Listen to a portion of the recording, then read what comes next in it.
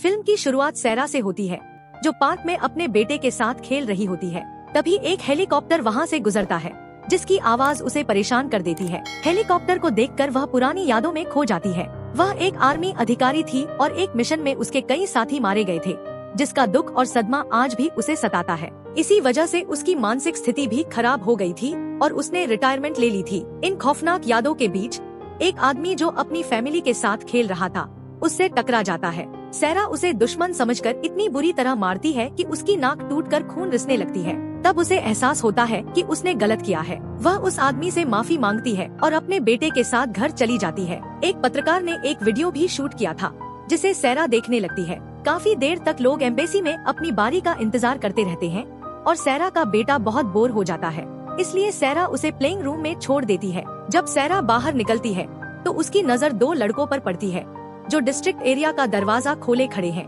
पर किसी को आने जाने की इजाजत नहीं थी। लेकिन यह लड़का एक दूसरे लड़के को बैग देकर यहाँ से बाहर भेज देता है। सारा ने उन्हें शक भरी नजरों से देखा, लेकिन फिर भी अनदेखा कर दिया। जब वह अपने बेटे को लेने के लिए प्लेइंग रूम में गई, तो उसे यह देखकर हैरानी हुई कि उसका बेटा वहाँ था ही नहीं। वह उसे समझा ही रही थी कि तभी सार्जेंट एरिक के पास आकर कुछ कहते हैं और एरिक उसे लेकर ऑफिस में चला जाता है। वहाँ सारा को बताया जाता है कि वह इस एम्बेसी में अकेली आई थी, उसका बेटा उसके साथ नहीं था। एंट्री में उसके बेटे का नाम भी नहीं था, यहाँ तक कि सीसीटीवी कैमरों में भी वह अकेली ही नजर आई। यह देखकर सारा का चेहरा लाल पीला हो गया। सारा को अच्छी तरह पता था कि वह अपने बेटे को यहाँ लेकर आई थी, इसलिए उसने तुरंत जर्मन पुलिस को कॉल करने की मांग की। सारा ने उन्हें अपने बच्चे की शिकायत की, लेकिन जर्मन पुलिस ने उसे बताया कि यह एम्बेसी अमेरिका का क्षेत्र है और वे वहाँ कुछ नहीं कर सकते। पुलिस वाले सिर्फ इतना कर सकते थे कि वे अपने 2 पुलिस ऑफिसर वहाँ भेज रहे थे, जो सारा को उस एम्बेसी से बाहर निकालने में मदद करेंगे। सार्जेंट को थोड़ी देर में कोई काम सौंपा गया, तो उन्होंने सेरा को एक कमरे में बंद कर दिया। मौके का फायदा उठाते हुए सेरा ने अपनी मां को कॉल की और कहा कि कृपया पुलिस या सरकार से संपर्क करें, क्योंकि अमेरिकी दूतावास वालों ने मेरे बेटे का अपहरण कर लिया है। उसकी मां ने यह सुनकर चिंता जताई और सेरा से पूछा कि क्या वह इन दिनों अपनी दवाइयाँ ले रही है। यह सुनकर सेरा चिढ़ गई, क्योंकि उसे लगा कि कोई उसकी बात को गंभीरता से नहीं ले रहा। असल में सेरा को तनाव के कारण हॉलुसिनेशंस होते रहते थे और उसे लगातार विजन आते रहते थे, जिससे उसकी मां को लगा कि वह झूठ बोल रही है या उसे ऐसे ही विजन आ रहे हैं। सेरा को किसी तरह उस ऑफिस से बाहर निकलना था। उसने इधर उधर कुछ चीजें ढूंढी और उसे एक पिन मिल गई, जिससे उसने ताला खोलकर बाहर निकलने का रास्ता खोज लिया। अपने बेटे को ढूंढने के लिए वह फिर से प्ले एरिया की ओर गई, जहां उसे अपने बेटे की एक कार मिली। यह देखकर उसे और अधिक यकीन हो गया कि वह अपने बेटे को साथ लेकर आई थी। अब वह यहाँ के सभी सीसीटीवी कैमरों को तोड़ते हुए हर कमरे की जांच करने लगी। इस दौरान उसने एक बंद कमरे का ताला भी तोड़ दिया, जहाँ एक लड़की थी। सेरा को देखकर वह चिल्लाई, लेकिन सेरा ने उसके मुंह पर हाथ रखकर उसे चुप करवा दिया। सेरा ने उससे पूछा कि क्या वह उसकी मदद कर सकती है, क्योंकि वह बस अपने बेटे को ढूंढ रही थी। जब वह जाने लगी तो उस लड़की, जिसका नाम इरीना था, ने उसे रोक लिया और कहा कि वह पिछले 2 महीने से वहाँ रह रही है। अगर सेरा उसे बाहर निकालने में मदद करे तो वह उसकी बेटी को ढूंढने में मदद कर सकती है। इस बीच दूतावास की एक जूनियर को पता चलता है कि सेरा, जो वहाँ तोड़ फोड़ कर रही थी, एक स्पेशल फोर्सेज की एजेंट रह चुकी है। उसने एरिक को बुलाया और उसे आदेश दिया कि हमें पुलिस को बुलाकर इस लड़की को उनके हवाले कर देना चाहिए, नहीं तो यह हमारे लिए समस्या पैदा कर सकती है। एरिक ने यह कहते हुए मना कर दिया। यह तय कर लिया गया कि हम पुलिस को नहीं बुलाएंगे, क्योंकि अगर पुलिस आई तो उस पर कई आरोप लग जाएंगे और उसे नौकरी मिलना मुश्किल हो जाएगा, जिससे उसका करियर बर्बाद हो जाएगा। दूसरी ओर एरिना सेरा को बताती है कि सबसे पहले हमें हर कमरे की जांच के लिए एक एक्सेस कार्ड की आवश्यकता होगी। सेरा के लिए यह कोई बड़ी समस्या नहीं थी। उसने आगे जाकर एक सुरक्षा गार्ड पर हमला किया और उसे बेहोश करते हुए उसका एक्सेस कार्ड भी हासिल कर लिया। अब इसी एक्सेस कार्ड के जरिए वह आसानी से हर कमरे में जा रही थी। एक ट्रक में बैठकर एरिना को यहाँ से भागना था, लेकिन पता चला कि वह ट्रक जा चुका है, जिससे वह काफी उदास हो गई। हैरान होकर सेरा यहाँ की जांच करने लगी और उसे वह बैग भी मिल गया जो उसने उन दोनों लड़कों के पास देखा था। हैरान करने वाली बात यह थी कि उस बैग के अंदर ड्रग्स थी। इसी बीच यहाँ कई गार्ड्स आ जाते हैं ताकि एरिना को पकड़ सकें। सारा को यह मामला काफी अजीब लग रहा था कि एम्बेसी में एक लड़की को ही क्यों कैद करके रखा जाएगा। वह इन गार्ड्स से लड़ती है और उन्हें बेहोश कर देती है, लेकिन इससे पहले कि वह एरिना से कुछ पूछ पाती, एरिक आ जाता है, जो सेरा को पकड़कर उसकी कमर में एक इंजेक्शन लगाकर उसे बेहोश कर देता है। जब उसे होश आता है तो वह एक बिस्तर पर होती है और उसके सामने एम्बेसी का जनरल और एरिक दोनों होते हैं। उसने जनरल से कहा कि मुझे किसी भी हालत में मेरा बेटा चाहिए। जनरल उसे जवाब देती है कि मैंने कुछ समय पहले तुम्हारी माँ से बात की थी। उन्होंने मुझे बताया कि तुम्हें बहुत डर है और तुम्हें हेलुसिनेशंस भी होते हैं और यह तुम्हारे अफगानिस्तान में असफल मिशन के बाद से होने लगा है। सेरा यह सुनकर रिक्वेस्ट करती है कि उसे यहाँ की सीसीटीवी फुटेज देखनी है और जनरल उसकी यह ख्वाहिश पूरी करती है। एरिक उसे सीसीटीवी फुटेज दिखाता है, लेकिन किसी भी फुटेज में उसे उसका बेटा नजर नहीं आता। अब वह बताती है कि मेरे पिता एक राजनीतिज्ञ थे और साथ ही वह एक डॉन भी थे।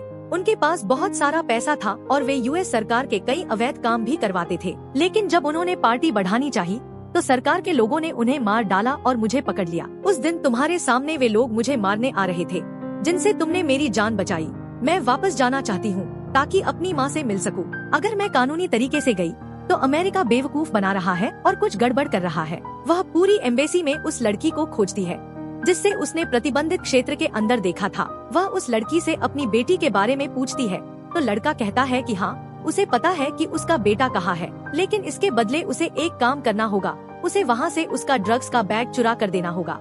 उसके अंदाज से सैरा समझ जाती है कि उसे सैरा की बेटी के बारे में कुछ नहीं पता, लेकिन वह लड़के को यह नहीं बताती और कहती है कि अगर उसे वह बैग चाहिए तो उसे एक मैप और एक एक्सेस कार्ड लाना होगा। इसी दौरान सैरा नोटिस करती है कि एरिक भी अपनी बेटी के साथ वहाँ आया हुआ था। जब एरिना उसके पास आती है तो दोनों मिलकर एरिक की टेबल के पास जाते हैं और देखते हैं कि एरिक की बेटी अपना एक खिलौना वहीं भूल गई थी, जिसे उन्होंने उठा लिया। आधे घंटे बाद वह लड़का उन्हें चेंज वॉशरूम में बुलाता है, जहाँ उसके पास एक्सेस कार्ड और उस जगह का मैप होता है।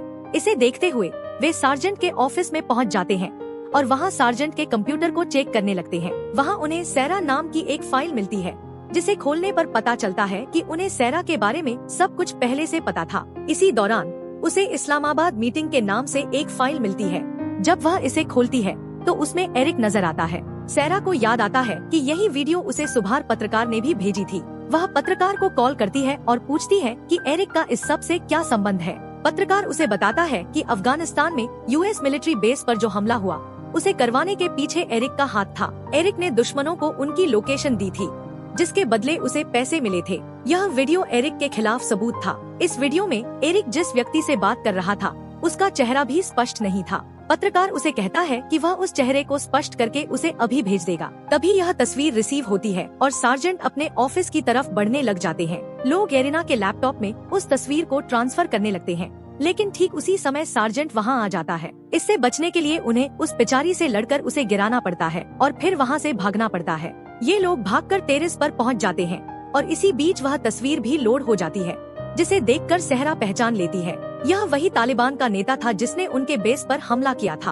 अगर एरिक तालिबान के नेता के साथ था तो इसका मतलब है कि वह तालिबान के साथ मिल गया था। वे एरिना को लेकर डैम में जाते हैं, जहां ट्रक लोड हो रहे थे जो दूसरे देश में भेजे जाने वाले थे। गार्ड्स का ध्यान भटकाने के लिए वे गार्ड्स से लड़ने लगती है। वह एक ट्रेन सोल्जर है, इसलिए ऐसे गार्ड्स से लड़ना उसके लिए आम बात है। जब वह सभी गार्ड्स को हरा देती है तो एरिक उस पर हमला कर देता है, लेकिन वह उसके सामने कुछ नहीं कर पाता। सहरा उसे बुरी तरह से पीट देती है और उसकी बंदूक छीनकर उसे पॉइंट कर देती है। वह उससे पूछती है कि उसने मुझे मारने के लिए इतना बड़ा प्लान क्यों बनाया, जबकि तुम कुछ भी करवा सकते थे, जैसे सड़क पर मेरा एक्सीडेंट करवा सकते थे या मेरा मर्डर करवा सकते थे। तुम्हारा मकसद तो सिर्फ मुझे खत्म करना था, है ना? एरिक हैरान होकर जवाब देता है कि मैं तुम्हें कैसे बताऊं कि मैं तुम्हें मरवाना चाहता हूं और मैं तुम्हें क्यों मरवाऊंगा। सहरा कहती है क्योंकि मैं वही आखिरी सोल्जर हूँ जो उस दिन अफगानिस्तान में बच गई थी। मैं ही उस हमले की आई विटनेस हूँ जिसमें तुम्हारा भी हाथ है। तुम मुझे मारना चाहते हो बस अपने आप को बचाने के लिए, लेकिन मैं तुम्हें नुकसान नहीं पहुँचाऊंगी। मैं तुमसे इतना चाहती हूँ कि तुम मेरा बेटा मुझे वापस दे दो। एरिक उसे कहता है कि अगर मुझे कुछ हुआ तो याद रखना कि तुम्हारा बेटा तुम्हें जिंदगी भर नहीं मिलेगा। उसकी धमकी सुनकर सहरा वहाँ से निकल जाती है। उसे समझ में आता है कि अब अपने काम को पूरा करने के लिए उसे कुछ और करना होगा। वह बाहर जाकर सबसे पहले एरिक की बेटी को ढूंढती है और उसका टॉय दिखाते हुए उसे बातों में लगाकर एक सेफ हाउस में ले जाती है और उसे वहाँ बंद कर देती है। उसने एरिक की बेटी का अपहरण कर लिया था। इस बात की खबर जंगलर और एरिक के बाकी सहयोगियों को भी होगी और सभी लोग उस सेफ हाउस के सामने आ जाते हैं। सभी लोग सेरा से उस बच्ची को छोड़ने की विनती कर रहे थे, लेकिन सेरा इसके लिए तैयार नहीं थी। बार बार सब उससे यही कह रहे थे कि वह बच्ची को छोड़ दे। सेरा ने कहा कि ठीक है, वह बच्ची को छोड़ देगी, लेकिन पहले उसे एरिक से कुछ बात करनी है। एरिक चुपचाप आकर यहाँ का वॉइस सिस्टम बंद कर देता है क्योंकि उसे पता था कि यहाँ की आवाजें बाहर जा रही हैं। एरिक को सेरा के बारे में जो जानकारी थी वह किसी और को नहीं बताने देना चाहता था। सेरा ने एरिक से कहा कि वह जानती है कि वह उसे मारना चाहता है और वह खुद को खत्म कर लेगी, लेकिन उसकी एक शर्त है कि एरिक उसके बेटे को उसकी माँ के हवाले कर दे। इस पर एरिक कोई जवाब नहीं देता, लेकिन वह सेरा को बताता है कि हाँ, वह उस दिन तालिबान से मिला था और उसने अमेरिकी बेस की लोकेशन दुश्मनों को बताई थी, क्योंकि उसे इसके बदले पैसे मिल रहे थे। एरिक ने कहा कि सब लोग मारे गए, सिर्फ सेरा बच गई थी और वह कभी भी उसे मारना नहीं चाहता था। समस्या उस पत्रकार की वजह से हुई जिसने सब कुछ जान लिया और उसे धमकाने लगा। एरिक ने कहा कि उसने उस पत्रकार को मरवाने की योजना बनाई थी, लेकिन सेरा को पहले ही सब कुछ पता चल गया। फिर एरिक ने सेरा को गोली मार दी और खुद को भी गोली मारकर सेरा के हाथ में गन पकड़ा दी, ताकि यह दिख सके कि सेरा ने पहले उस पर हमला किया और फिर अपनी रक्षा में उसे गोली मार दी। सेरा इस समय मरी नहीं थी, लेकिन वह गंभीर रूप से घायल थी। एरिक यह भूल गया था कि सेरा कोई आम इंसान नहीं, बल्कि एक सैनिक थी। ये सारी बातें एरिक की बेटी के फोन में रिकॉर्ड हो गई थी। सभी रिकॉर्डिंग कर ली गई थी और बाहर सभी लोग सेरा को आतंकवादी समझ रहे थे। जिस सेफ हाउस के लिए सेरा थी, उसे खत्म करने के लिए वे उसके बाहर बम भी लगा सकते थे, लेकिन उससे पहले ही सेरा वह रिकॉर्डिंग यहाँ के माइक में चला देती है। बाहर खड़े सभी लोग एरिक का वह कन्फेशन सुन लेते हैं और जान जाते हैं कि एरिक एक घिनौना इंसान है। वह न केवल इस समय सेरा के साथ खेल खेल रहा था, बल्कि उसने अमेरिकी सरकार और अमेरिकी सेना के साथ भी बहुत बड़ी धोखाधड़ी की थी। एरिक का चेहरा सबके सामने आता है और एम्बेसी के जॉन्डलर तुरंत ही उसे गिरफ्तार करवा देते हैं। सेरा को सुरक्षित रूप से सेफ हाउस से बाहर निकाल लिया जाता है और उसके बेटे को भी ढूंढकर जल्द ही उसके हवाले कर दिया जाता है। सेरा को उसके बेटे के साथ खुश दिखाया जाता है और बस इसी के साथ यह कहानी समाप्त हो जाती है।